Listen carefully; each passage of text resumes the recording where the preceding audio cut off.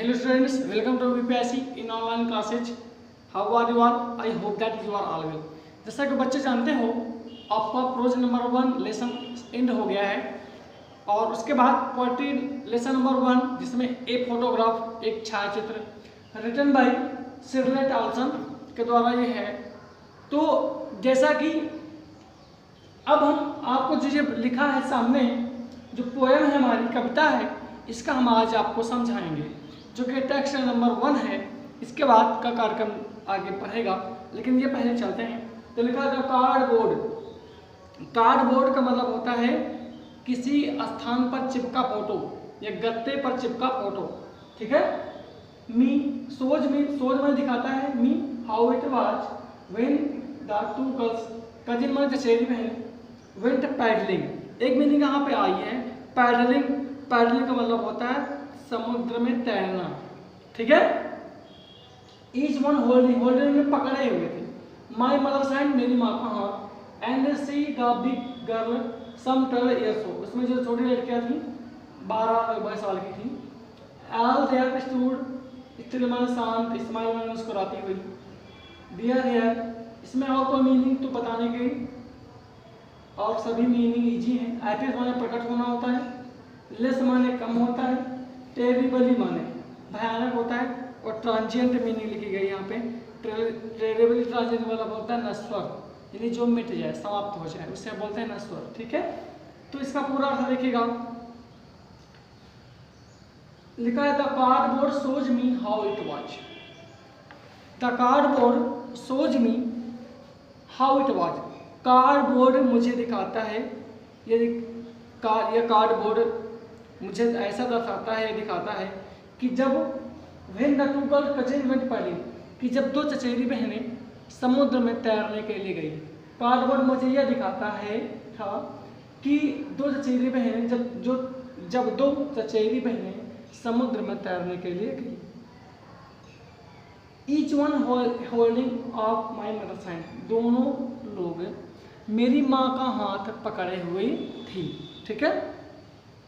और जो उसमें से बड़ी लड़की थी वह लगभग 12 वर्ष की थी।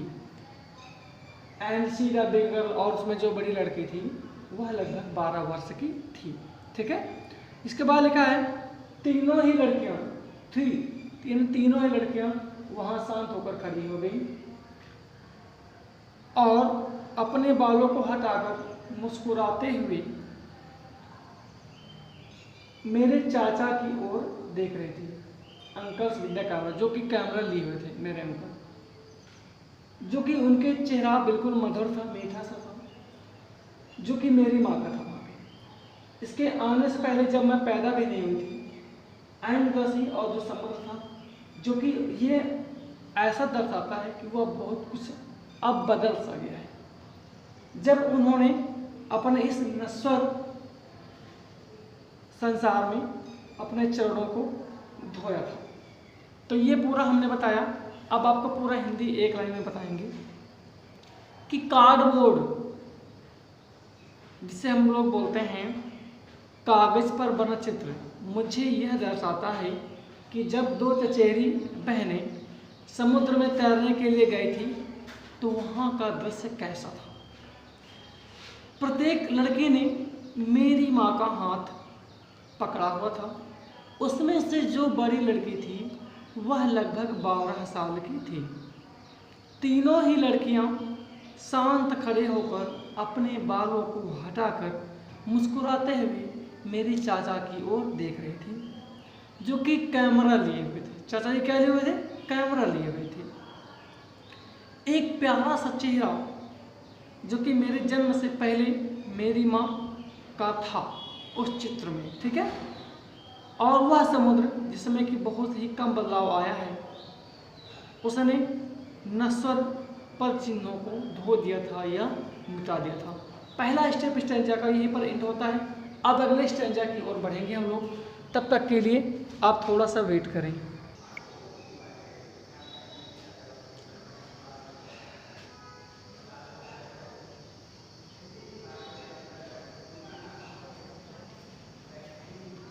तो बच्चों अब टॉपिक नंबर 2 जो कि ए फोटोग्राफ का पैसेज है वो यहाँ पर अब शुरू होता है। जैसा कि पहले टॉपिक में हमने आपको कहानी बताई थी स्टोरीज में, पोएट्री में क्या हुआ। अब दूसरा टॉपिक बताएंगे, इसके बाद तीसरा टॉपिक का नंबर है। जब हम दूसरे टॉपिक में पहुंचते हैं तो लिखा है सम 20-30 ईयर्स लेटर, कुछ 20 या 30 साल के बाद, she had laughed at the snapshot. Snapshot आया है, स्नैपशॉट मतलब होता है छाया चित्र। क्या होता है? छाया चित्र। जैसे आप लोग फोटो बोलते हो ना, तो उसका मतलब ये होता है। सी माने देखो बेटी एंड डॉली, ये दो लड़कियों के यहाँ पे नाम है, ठीक है। सी डिड से and look how they dressed, dress माने पोशाक पहने हुए थी या उनके पोशाक कैसे थे, ठीक है। बीच, BEACH, समुद्र के किनारे को बोला जाता है, ठीक है। समुद्र के किनारे को बीच बोला जाता है, BEACH। हॉलीडे, छुट्टी का दिन, सी माने समुद्र होता है, इसका मतलब यहाँ पे। With was her past mind is her laughter both राई। एक मीनिंग आई यहाँ पर WRY। राय का मतलब होता है व्यंग्यात्मक, जिस पे आलोचनात्मक बोल दीजिए, चिढ़ पैदा करने वाला बोल दीजिए, ये होता है इसका मीनिंग से। अब यहाँ पे मीनिंग लिखी है लेबर्ड। लेबर्ड मतलब होता है परिश्रम करना, ये कह लीजिए कार्य करना। इसके बाद आखिरी मीनिंग लिखी ईज ऑफ लॉस। यहाँ पर ईज ऑफ लॉस का मतलब होता है हानि से उबरना, यानी ऊपर की ओर होना, हानि से जो घटनाएं हुई, ठीक है। तो ये तीसरी तरफ पहुंचे। She has been there nearly as many years as that girl lived and this circumstances. Circumstances का मतलब होता है परिस्थितियां, मुसीबतें, स्थितियां, ठीक है, इसका मतलब होता है। देयर इज नथिंग टू से ऑल। साइलेंस माने चुप्पी या शांति, साइलेंस माने चुप्पी या शांति। तो बच्चों ये यहाँ पर आपका हुआ है पैसेज। अब आपको इसको विगत पढ़ाते हैं। कुछ 20 या 30 साल के बाद वह उस छायाचित्र में हंसे थी, तब उन्होंने कहा देखो बेटी और डाली। सी डिड से, उसने ऐसा कहा, and look how they dressed us for the beach, और देखो कि जो समुद्र के किनारे हैं उनकी पोशाक किस प्रकार की थी। द सी हॉलीडे, उस दौरान समुद्र की छुट्टियों का दिन था, यही जो छुट्टी का दिन था और समुद्र के किनारे बिताने के लिए आए थे। वाज एट पास्ट, अपने बीते समय में, माइंड इज हर लाफ्टर, उनका जो स्वयं की उनकी हंसी थी। बोथ राई, हमने आपको राय का मतलब बताया है, व्यंग्यात्मक, आलोचनात्मक, दोनों ऐसा आलोचनात्मक रूप में थी, जो कि अपने कठिन परिश्रम में उस हानि से उबरने का प्रयास कर रही थी।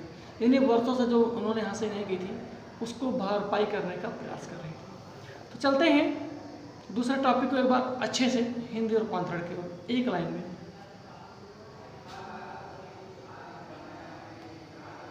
लगभग 20 या 30 वर्षों के बाद वह अपनी मां के फोटो को देखकर हंस पड़ी थी, हंसी थी। उन्होंने मां से कहा देखो बेटी और डॉली, कैसे उन्होंने हम तीनों को समुद्र पर के किनारे जाने के लिए तैयार किए, पोशाक पहनाई थी। समुद्र पर जाने वाला जो छुट्टी थी, मेरी अवकाश था, वह मेरी माँ का बीता हुआ एक समय सा था। मेरे लिए उनकी हंसी एक बीते हुए समय की बात हुई। दोनों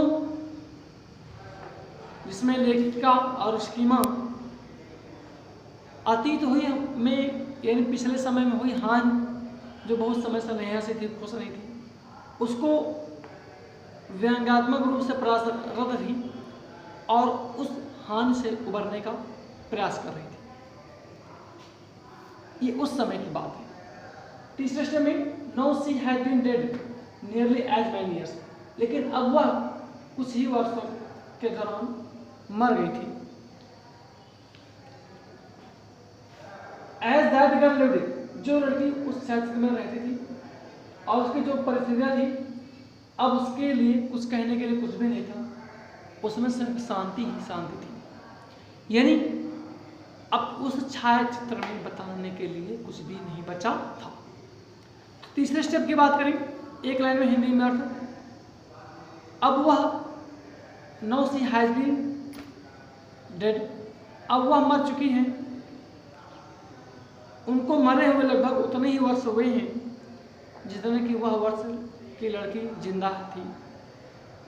और इस परिस्थिति में कहने के लिए उनके बारे में अब कुछ भी बाकी नहीं है।